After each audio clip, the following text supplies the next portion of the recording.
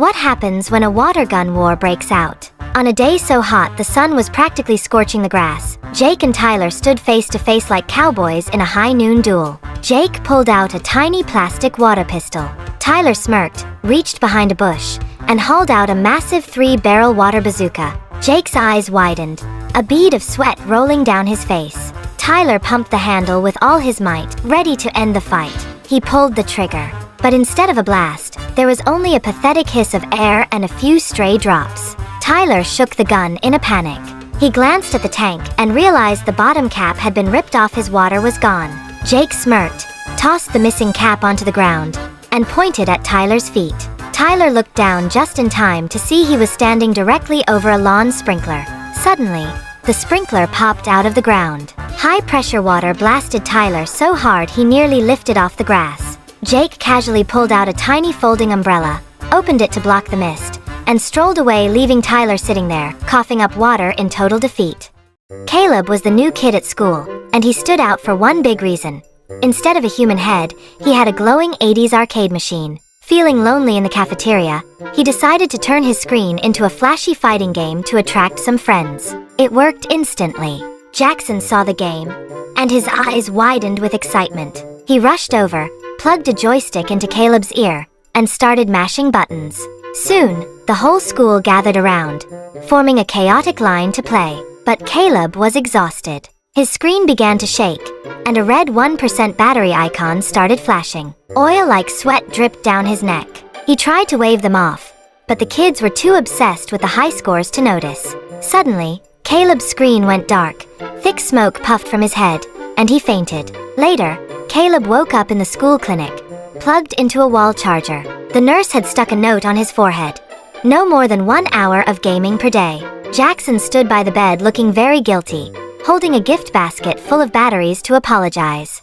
What exactly is a masterpiece in art class? Leo sat sulking during art hour. He was trying to squeeze a tube of bright red paint to draw an apple, but the paint was stuck. He squeezed so hard his face turned red, but nothing happened. Frustrated, Leo threw the tube onto the floor and jumped on it with all his might. Suddenly, the cap popped off and the red paint burst out, flooding the floor. Leo took a startled step back, but he slipped right on the greasy puddle.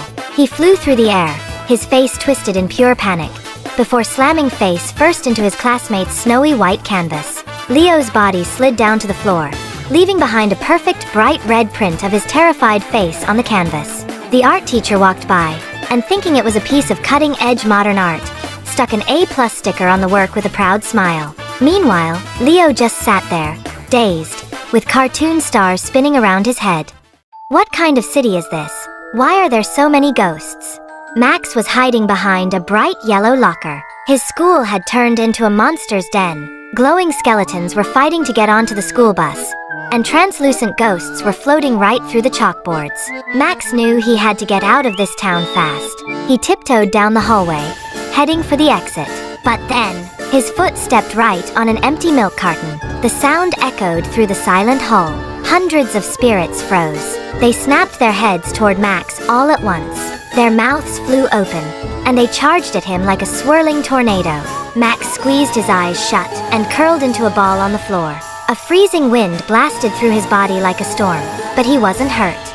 Max slowly opened his eyes. It turned out the scary ghosts weren't attacking him at all. They were racing past him to stand in a neat line in front of a tiny ice cream truck that had just parked outside. Max blinked in disbelief and let out a huge sigh of relief. He stood up, dusted himself off, and pulled out a $1 bill. He hopped in line behind the ghosts to buy an ice cream, too. Chloe clutched her fiercely growling stomach as she walked down the hallway. Emptying her tiny purse, her eyes lit up as she found her very last coin rolling out. She rushed to drop it into the vending machine, desperate to buy a giant gummy bear to satisfy her hunger. But to her dismay, the bag dropped and got completely stuck against the glass. Chloe pressed her cheek against the pane, giving it pleading puppy eyes. But it was no use. Furious, she unleashed a powerful jump kick onto the machine. Suddenly, the vending machine started shaking violently, its lights flashing a glowing red like a demonic robot. It retaliated by shooting a soda can straight into Chloe's face, knocking her flat on her back. Enraged, she grabbed a nearby mop and charged forward like a knight wielding a jousting lance. but the cunning machine spat out a trap of round candies all over the floor. Chloe stepped on them, slipped wildly into the air, and slid forward, her head plunging straight into the dispensing slot at the bottom. With both her legs pointing to the sky and kicking helplessly, she was completely trapped. At that exact moment, the giant gummy bear finally dropped, landing perfectly right in front of her face.